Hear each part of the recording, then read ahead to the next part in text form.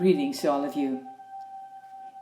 My dear sisters and brothers and my dear friends, a warm welcome to all of you from your Pastor Yeti. Today we start a new week in our 52 stories of the Bible, a devotional study, the time of God's patience. And I have to ask you to, if you're willing, of course, to read the book of the Judges. And that has 21 chapters. So I will encourage you to read them in your own translation if you want, because this is too much to go through the week. So Monday, our story.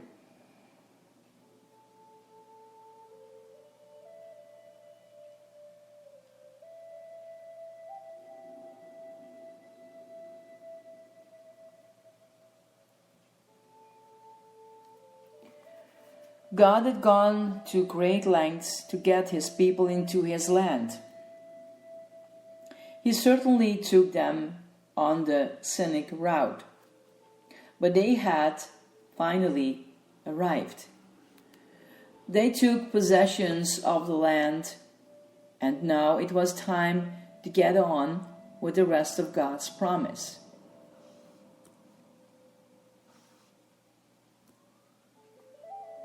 The part about being a blessing to all the nations around them. But they still had a lot of growing up to do.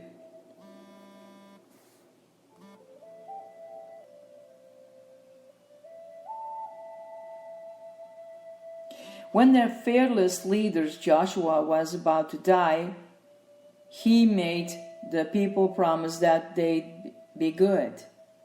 We promise. Cross your heart and hope to die.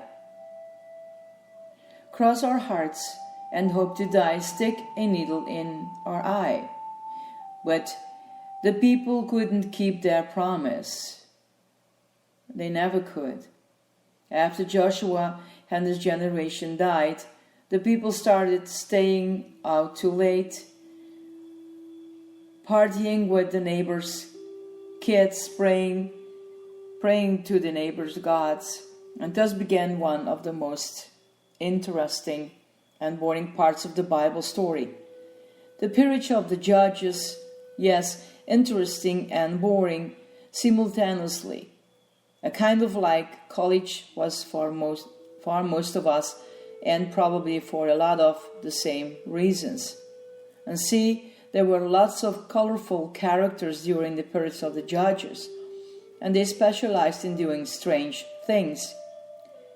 There were obese kings and seductive women.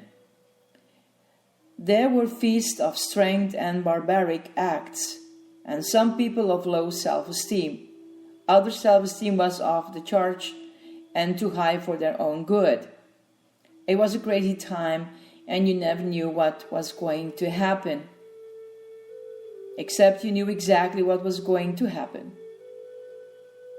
It's the same thing over and over and over again. It always starts well enough. The land is at peace, and the nation is growing in wealth and influence. But then they get all fat and sassy and start flirting with other gods. Yahweh is a highly differentiated person, so he's not easily threatened. But he does consider himself a jealous God. He'll let Israel go along so far with the philandering. When they cross the line, he's not afraid to let them have it.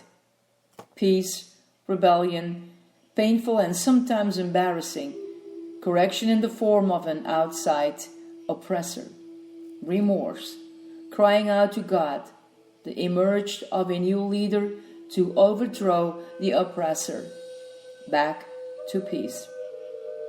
Lather, rinse, repeat for 400 years, and you get the period of the Judges.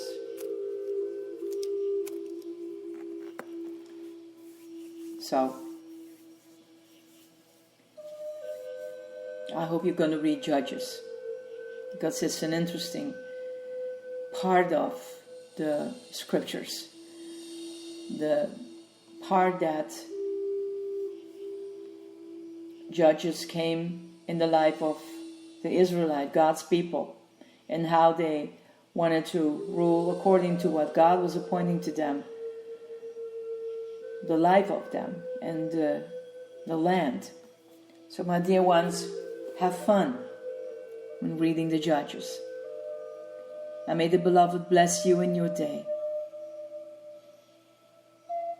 And invite Him in your evening when you come to a quiet moment. Maybe you lay yourself to rest or